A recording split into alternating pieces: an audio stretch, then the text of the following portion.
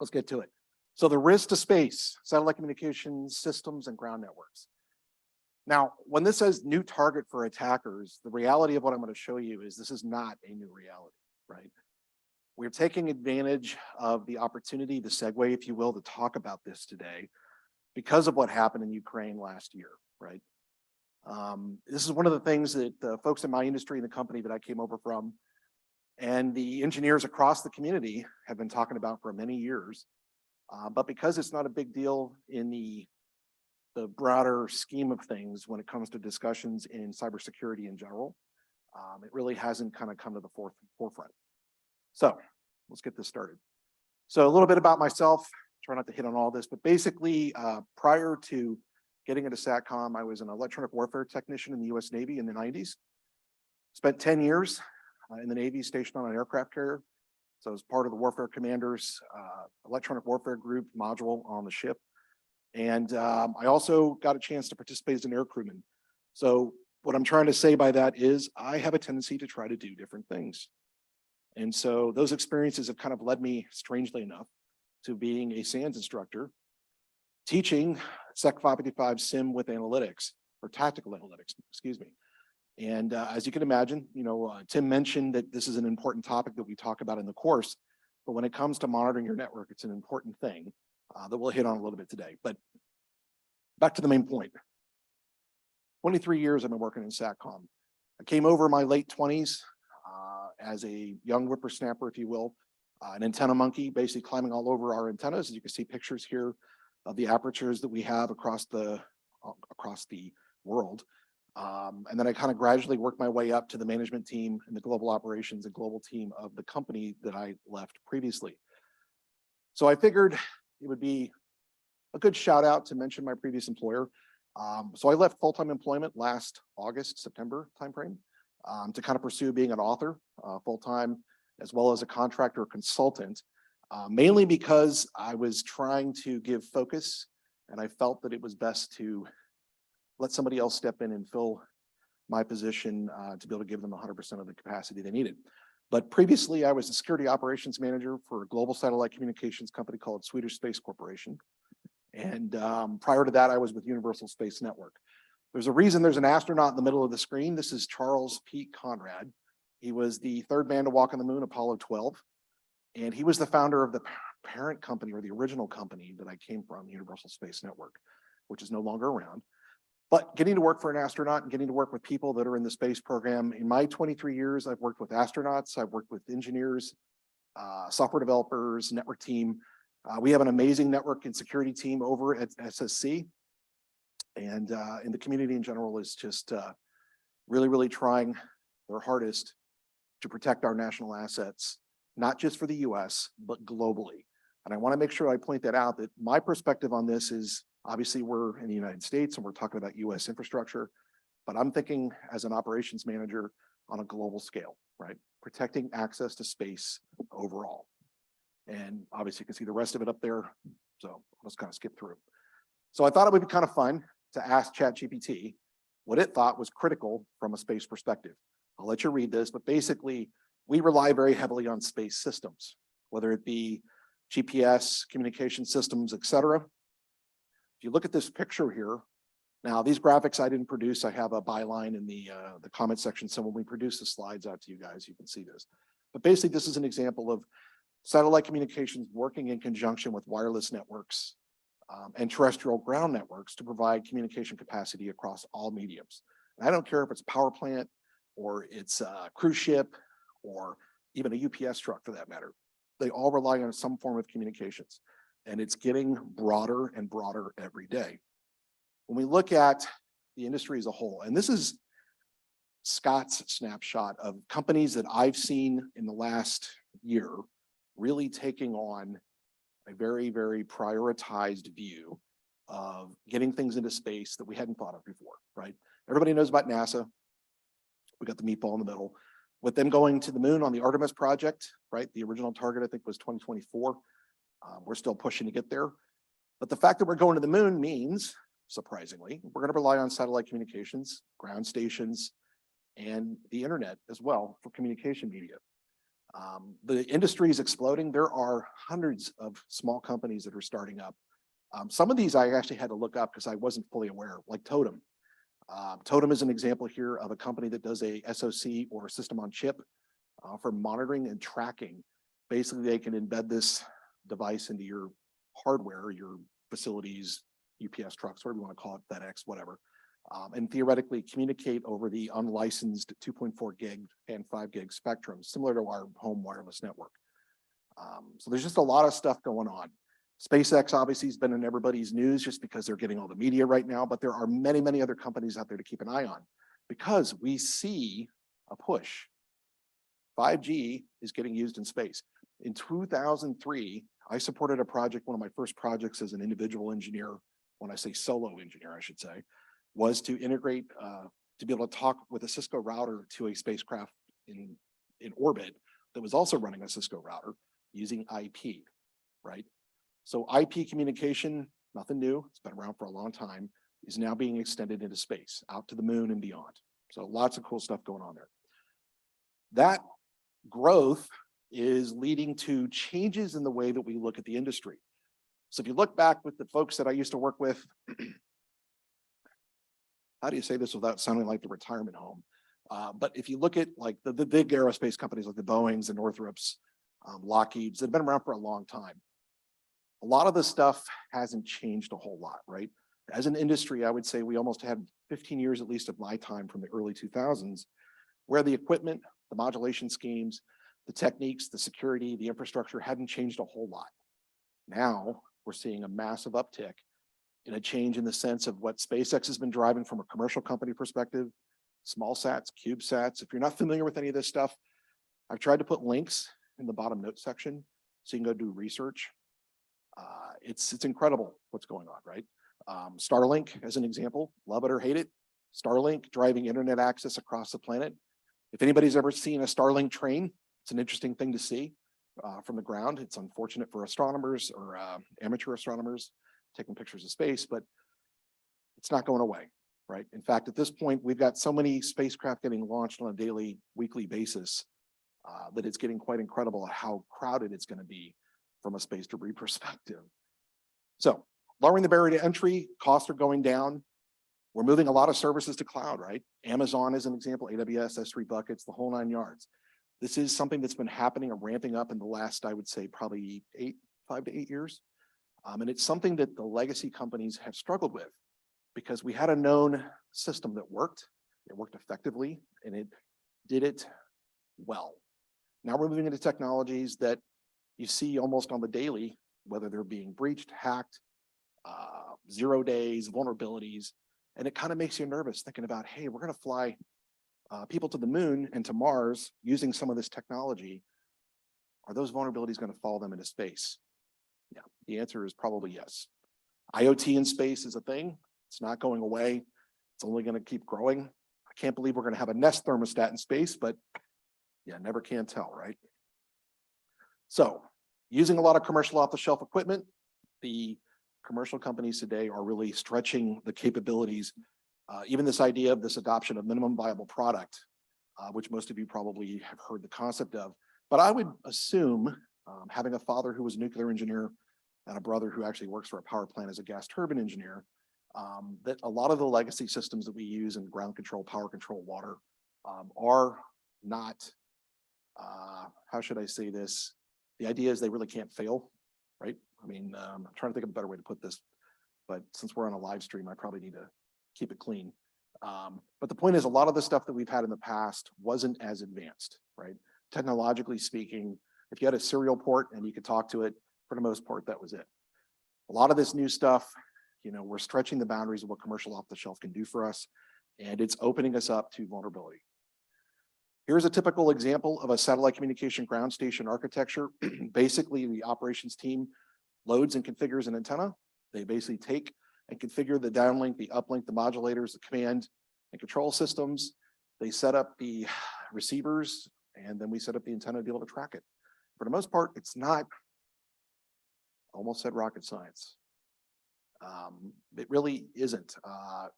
The thing is a lot of folks now are doing this kind of stuff at home, right? Amateur astronomy folks, Can set this stuff up today reasonably cheap using things like SDR, which we'll talk about here in a minute. So looking at this from the customer's perspective, keep in mind the company that came over from, we're a ground station operator. We basically are the telephone company for space. If you're a customer and you want to fly a bird or a satellite and you want to talk to it, we have the infrastructure to allow you to do that. You basically set up a connection to us, whether it be private network, VPN, good old days of ISDN dial-up. Remember that? To put this in perspective, when I started, we still had dial-up in some places. Because remember, ground stations aren't in your backyard in a metropolis in a big city. RF spectrum management's a real pain.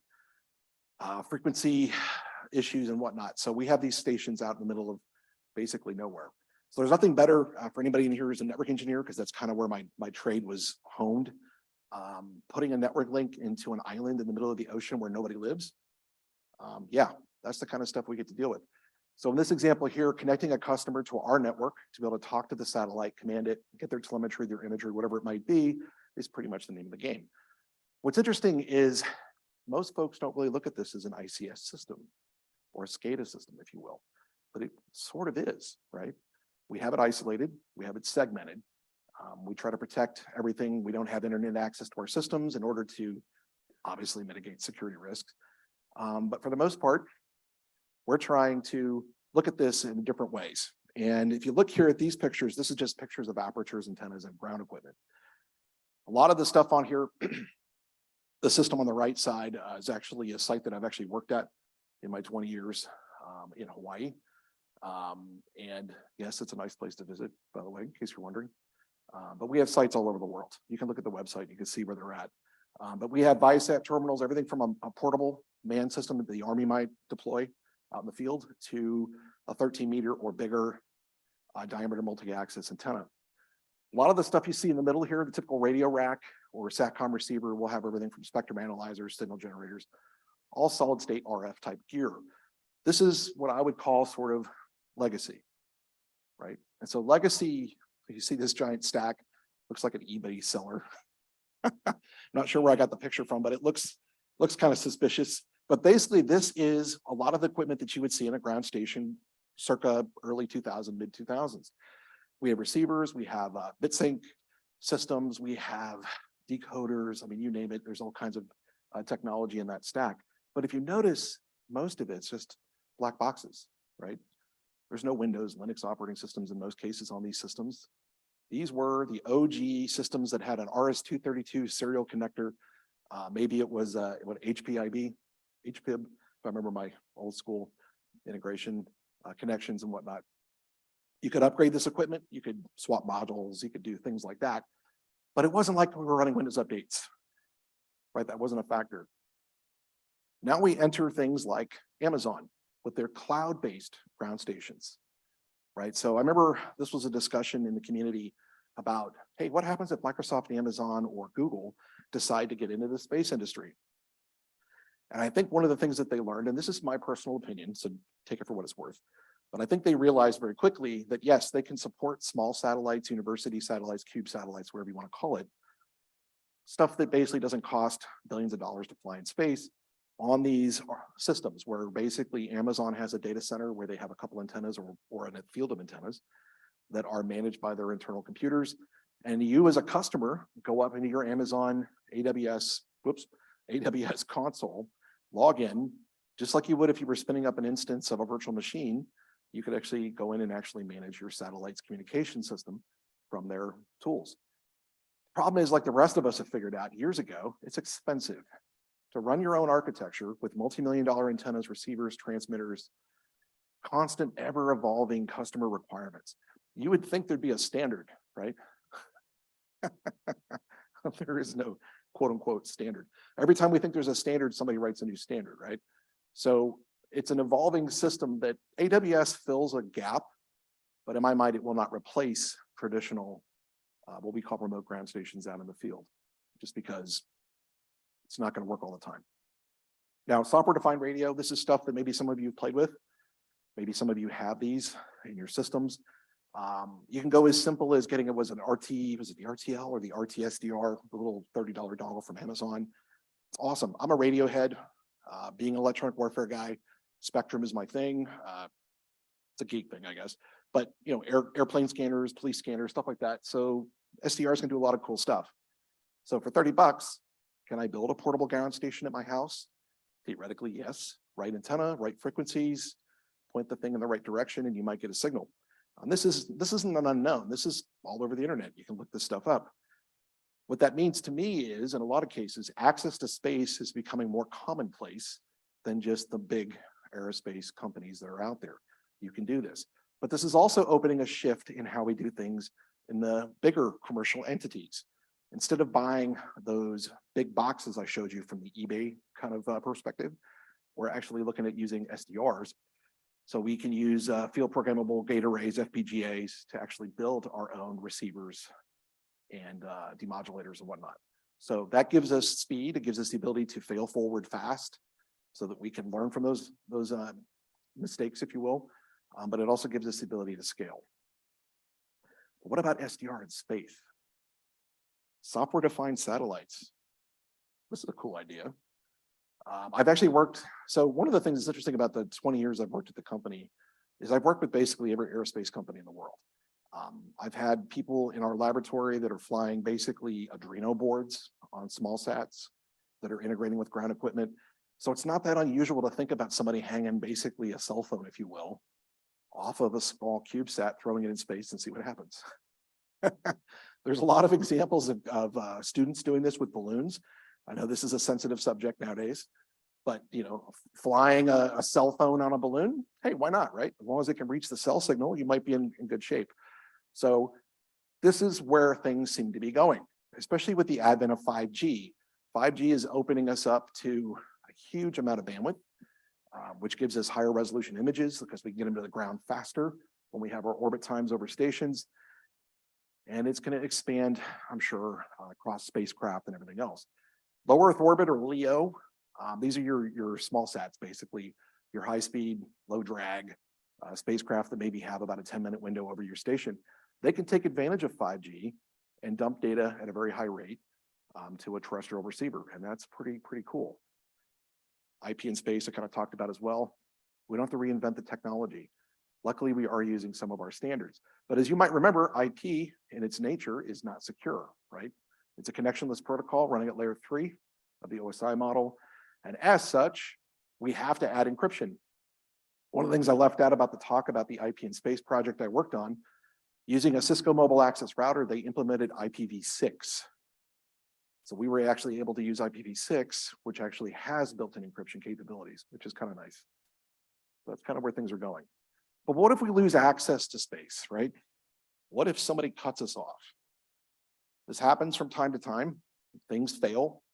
A couple things that I left out of here because, quite frankly, the list gets so small you can't read it. But voice, data networks, obviously, navigation. I mean, that's a given, right? GPS, the impact to your ability to navigate. So I don't know if anybody here, probably so, but my wife and I, we have a tendency to watch Chicago Med, if you guys are familiar with the show. There was an episode recently where there's a doctor who works in an operating room. It's was it OR 2.0 or whatever, but it's all AI driven. It's controlled by a computer to help guide the surgeon. And one of the comments that the surgeon made after performing a procedure, when he went basically, as Seth Meisner would say, off-roading, where he basically turned off the AI, was, you ever turned off your GPS just to see if you could remember how to get somewhere? And I was like, wow, that's deep. Because I tell you right now, I've gone places, even my daughter's in the car like, Dad, why does the GPS on? You know where you live. And I was like, yeah, I know. You just get so reliant on the technology, you leverage it a lot. But what about emergency services system? I'm a sailor by my nature. My dad was a Navy veteran for 20 years. I have 5 generations of Navy in my family. We've owned boats. I have a boat.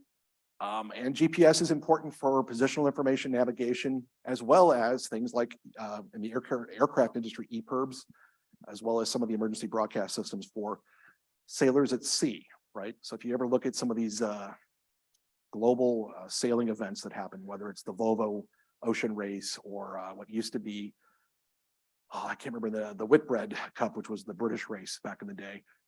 They didn't have some of this technology, right? If a ship had a mast snap in the middle of the night, you got to rely on HF radio if you're lucky.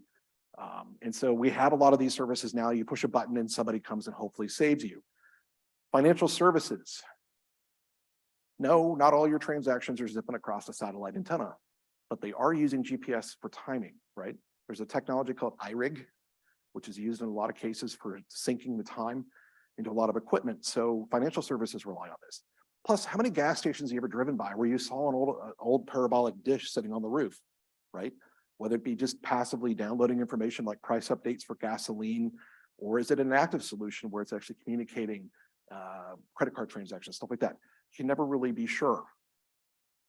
So weather forecasting, that gives obvious. I remember there was a project years ago I worked on where somebody said, hey, if these satellites go down, you don't get the weather report tonight. We don't have satellite imagery. I thought that's pretty crazy, right? Like, wow, think about that. So what if we lose that access? Television, radio broadcasting. I met once with, we had a meeting with an Intelsat director who was supporting the Olympics, right? I think it was in London at the time. This was years ago, but he doesn't trust terrestrial links. I want you to think about this for a second. He feels that satellite links are more reliable than fiber optic and copper in the ground. Now, being a network engineer, I'm like, yeah, I get it. Things go down, backhoes cut things. But the fact that he's relying on spacecraft, I guess he's definitely drank the Kool-Aid, right? He's eating his dog food by being a SATCOM provider. But they backhauled the entire Olympics video feed to the rest of the world over satellite. It's impressive. But what if we lost all that? So, risks in space. There's a ton. The way I look at this, take everything we deal with on the Earth, shove it into space. There you go. There's your risks, right? Nation state actors, things like supply chain. You might be familiar with supply chain risk, maybe. If anybody's ever had to fill out an 800-171 supply chain risk assessment, you know the pain. Software hardware vulnerabilities. Hey, our new technology, it runs Windows because Windows is awesome. Look, I have a Windows computer. I'm kind of OS atheist, if you will. I don't really care. I'll use whatever's available to solve the problem. But Windows has got issues, Linux has got issues. Doesn't really matter what the OS is. It's something that can be remotely controlled. It could potentially be tampered with. And so we have to be aware of that. Cyber attacks, denial of service attacks, hacktivism, ransomware, and good old physical attacks are all things we have to worry about in space. Because if we're not thinking about it, it's going to happen when we're least expecting it. Now, I'm not trying to say the sky is falling. This is not something that happens every single day, okay, that we are aware of.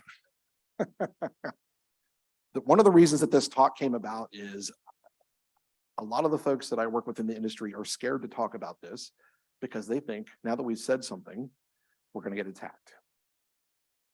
And my opinion is if we don't talk about it, we're definitely going to get attacked. We're just not going to know about it, right? We're not going to be looking at places. We're not going to get the budget and the funding to support the services to mitigate these threats because they are threats.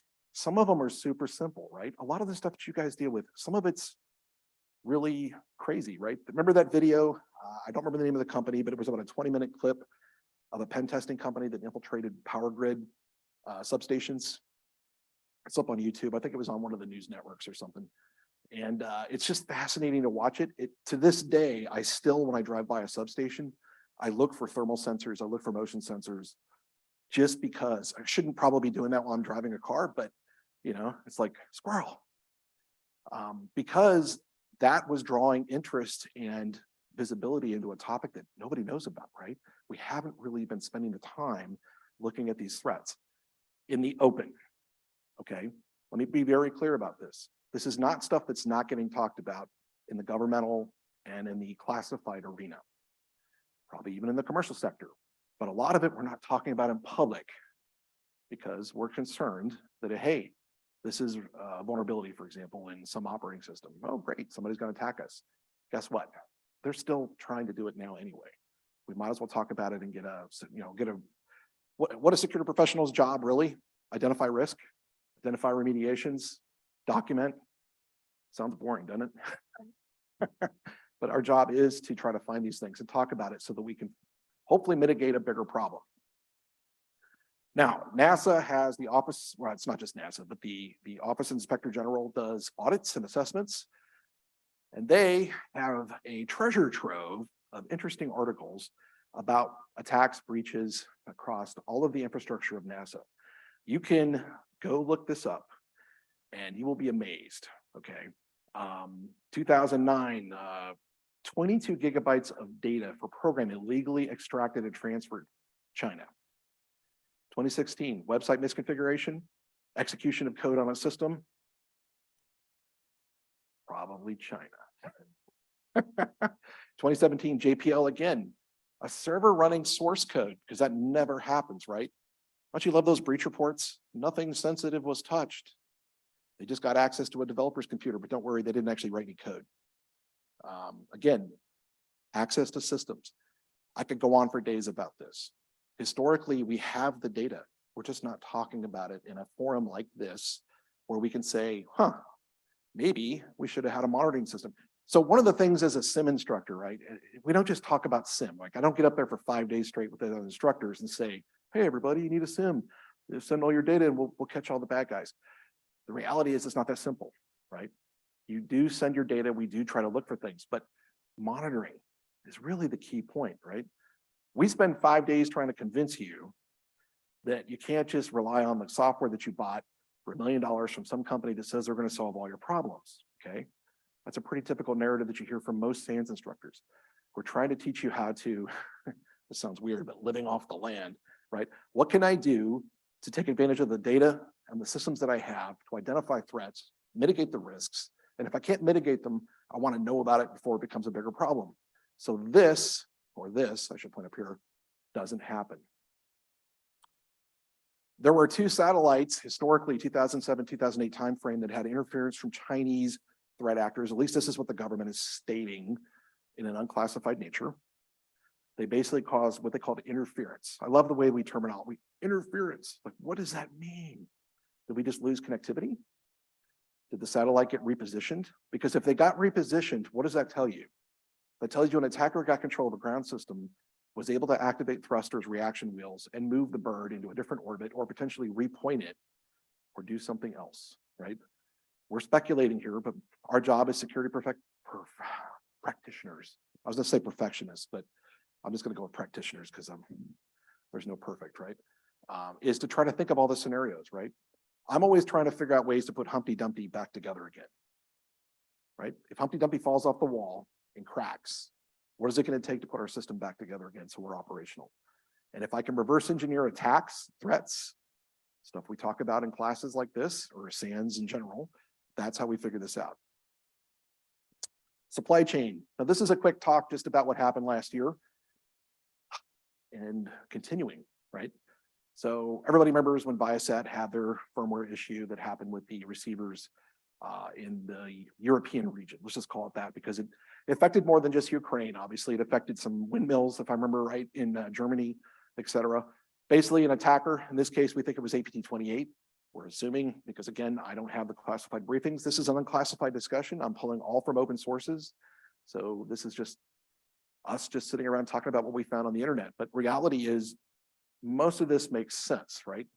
The Russians were basically trying to blind the ability for the Ukrainians to utilize terminals to receive internet and command drones and all kinds of other stuff.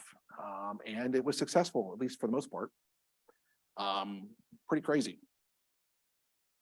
If we look at the timeline of this, basically, APT28 Fancy Bear, they basically got in. When I look at these after action reports, by the way, I'm always thinking of detections, right? So if I'm looking at, for example, attacker exploiting Skylogic's VPN appliance. So basically somebody finds a vulnerability. You know, one of the slides on our class says a favorite attacker's technique for breaching a system is through 0-day. Is that true? I mean, maybe, but not likely, right? If you left the door unlocked, I'm not going to kick the door in or use some fancy weapon to break it down. I'm just simply going to turn the doorknob. And in this example, somebody exploited a system that was vulnerable, got them access to the KA-SAT network. Interestingly enough, and I'm sure I'll catch slack for this, but Viasat's reporting was that they acquired another company. I love this when people they kind of say, well, it wasn't really our system, right? We acquired it, and there were some things we were dealing with. Yeah, that's true, right? But in this case, that vulnerable system had connectivity to other things, and that leads to other access. So bottom line, firmware attack, right? 10,000 plus biSAT modems bricked. Now, will this happen again? Anything up here look familiar? Anybody seen any of this? This is firmware attacks that have been going on for years. And I'm missing stuff. There's a problem with presenting is you have to look at your font size, right? We're missing stuff up here. The point is, this is going to happen again. And when it does, we need to be prepared for what we're going to do about it. Okay. For me, what that means is if I know that somebody could hack the firmware, first of all, how did they get access to it? That's a checkpoint that has to be monitored. Can we look at a baseline of the system to make sure that we understand what traffic would look like if normal traffic was happening to that system and then post breach, stuff like that? Things that you guys probably all know. What about GPS jamming? Jamming in general, right? This is my electronic warfare hat coming into play. So the Russians were, I should say, the Finnish were reporting jamming across, I think it was one of their airports. They saw some GPS interference. Ukraine's obviously seen this. This is nothing new. We've heard about it since the event occurred last year. But the point is, loss of capability to navigate. Is this a big deal? So to put this in perspective, and I'm probably going to get this wrong because I'm off-roading, like I said earlier. If you recall, there was an airline, I want to say it was a South Korean airline years ago, 747, that had an inertial navigation system that basically crossed into Russian territory and was taken out by a Russian aircraft. All people on board died. I believe it was South Korean.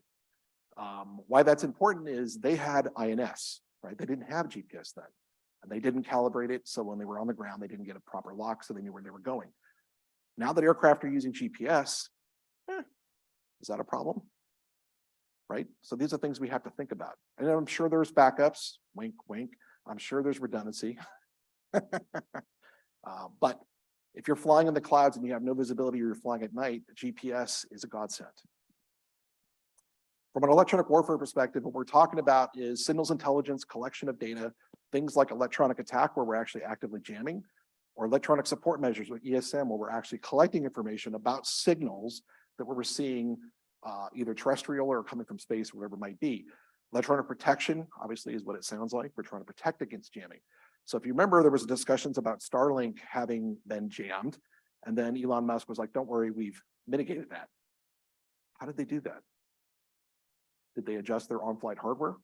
Did they switch channels, frequencies? What are they using to mitigate that electronic jamming? Because guess what? The attacker's just going to change the story, right? They're going to figure out a way to get around that protection, and they're going to come at it again. So these are things we have to actively deal with. Now imagine we're flying people to the moon and somebody decides to jam our ground stations or access to our communication birds in order to be able to relay information. This could be very problematic. So Space Force, whether you like it or not, when you look at the mission of the US Space Force as they broke off from the Air Force, their job now is to deal with a lot of this stuff, right? Now, what about ransomware? Yep, that's a thing. Could you imagine? Hey, we're on our way to Mars and somebody ransomwared, so we got, we're cryptoed. We have to pay the Bitcoin or we can't fly the spacecraft. What? Right? Could it happen? I'm going to say probably it could, right? Will it happen? Maybe not. That's our job to protect against things like that, but it could. And so that's stuff that we have to be aware of. What about physical attacks, right? Going back to that power substation, when you look at the way that red team basically got into the company, they were able to get into some of the substations. They were able to break into the facility where they manage the trucks that manage those systems. In some cases, I think they found trucks were open, iPads inside the trucks, right, with information they could collect. There's just so many things you can do. Plus, from a physical perspective, just looking at, granted, I teach a sim course, but I talk about physical security because if somebody drops a network implant, right, like a hot plug attack, Hack5, great tools. Shout out to Hack5. I buy a lot of their stuff because I think it's awesome. And the capabilities of some of those things, like a land turtle or just about any other products I can't remember now because I just had a brain aneurysm. But a lot of that stuff can be used by an attacker to gain access, plus anything that you made yourself, Raspberry Pis, you name it. So physical attacks are a real deal. I don't have to get super technological in order to breach a system I think the previous keynote speaker mentioned the complexity of systems. In my mind, the complexity of systems leads to interesting failures, right? In some cases, can be catastrophic. If you rely so much on so many layers of technology, trying to figure out what actually happened can be problematic. Insider threat is definitely an issue that we have to be aware of. If you read the OIG reports for NASA, there's actually cases of insider threat in the NASA networks, JPL, other places. It happens. And it could be something as simple as just a disgruntled employee, right? There are other cases where we have nationals that are in country, right? Where they get into a facility, they gain access to something they shouldn't have, et cetera, et cetera. So don't let your mind wander on that one. So what can we do to try to mitigate this? I feel like this is a poster child for SANS courses. Implement zero trust and segment, end-to-end encryption, monitor, monitor, monitor. Heck yeah, right? Because my fallback point, for those that know me in the industry, is monitoring, right? That's why I got interested in SIM in the first place. And SIM is just a tool, right? If I was a carpenter, I'd use hammers and drills and saws. It doesn't really matter. It's whatever gets the job done. Monitoring your system, baselining your system. One of the things I forgot to put up here was EDR, endpoint detection response, generality, in the sense of, can you install agents like EDR tools on legacy hardware? Anybody still flying Windows 2000, 2003, 2008? How about Server 2012, which ends of life, July of this year? Maybe. Even if it's not in your OT network, if it's in your office network, it's a vulnerability, right? It's a risk. Somebody's going to move something from one of those systems into your system, whether you want it to or not. Somebody's going to USB drive something in. You'd be surprised what happens, right? So physical security incident response, this is just a playbook for doing good security hygiene. But if you're not doing this, you're missing the point. Take a list like this, bounce it against your systems, identify everything going in and out of your system, and try to figure out what's happening. And I can't believe, even in 2023, the CIS, the Center for Internet Security, top 18, which used to be the top 20, which used to be the SANS top 20, number 1 and number 2, inventory of hardware and software assets. Full stop. If you don't know where your gear is, good luck defending it, right? So document that stuff, get it figured out. Technical debt. That big box of eBay products. You don't buy a $100,000 receiver and then get rid of it in 3 years, right? You make that thing last as long as humanly possible. This is true even in your industries, I'm sure, right? We buy something, we make it work for as long as possible. These are things we have to deal with. Identify your technical debt. Everybody's got it. I don't care what you tell me right now. SpaceX, when they were born, probably I'll get an email from some crazy person over there. That's not true. I'm sure when they built their systems, everything was awesome, greenfield, brand new. And here we are in 2023. I'm going to guess there's stuff that isn't as new as it used to be. Collection of data, analyzation, all that good stuff. Plus things like Zeek. Anybody here use Zeek? Oh, man.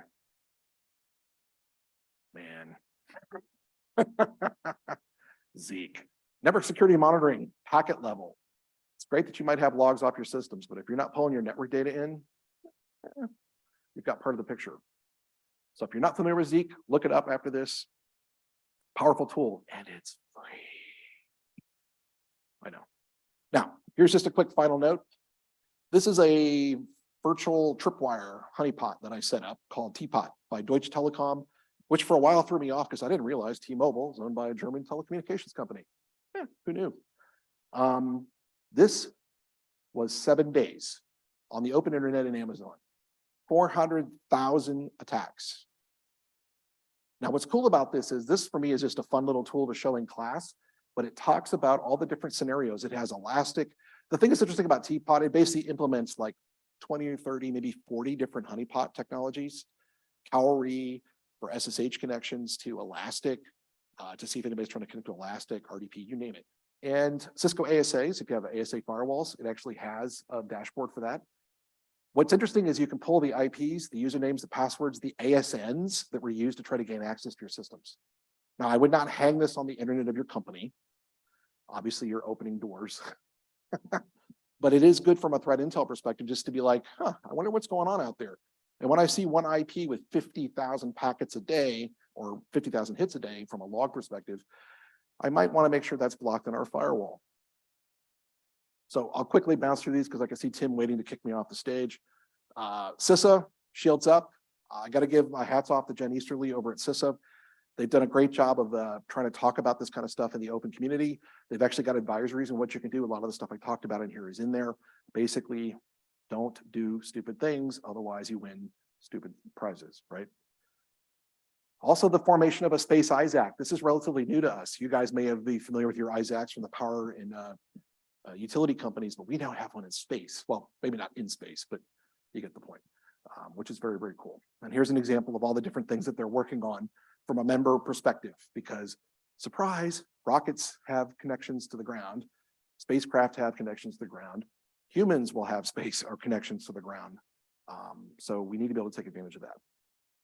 So what can you do on a final note to help yourself? Surprise, training. Conferences like this, learning programming and scripting. I don't know, I feel like I'm up here pitching SANS courses, but a lot of this stuff is true. I've been a hiring manager for many years of my career as a manager. And every time I meet people that have not done any of this, I just kind of look at them. So you want me to pay you lots of money to figure it out as you go? Okay. If you show me that you have an understanding of simple concepts, that's one thing to have OJT training, but the other aspect is to actually get professional training, right? Learning how to do red teaming, blue teaming, purple teaming, whatever it might be. And then of course, understanding IoT, SDN, all those good stuff. There's just a lot to know. This is why it's so hard to talk about our careers, right? I could talk for an hour just about what I've done, and it would bore the hell out of most people. But the point is, we have a lot to do. So I'm not going to waste any more of your time. You've got other things to do. Here's my contact information. If you have questions, comments, if you want to throw tomatoes at me, this is a great place to do it. I'm up on LinkedIn, Twitter. Surprisingly, I'm one of the few that's still there, apparently. And a link to our course. If you're interested in learning about SIM and what we can do to help you, we're in the process of a rewrite. We're in a course update to actually come out here in the fall. So awesome.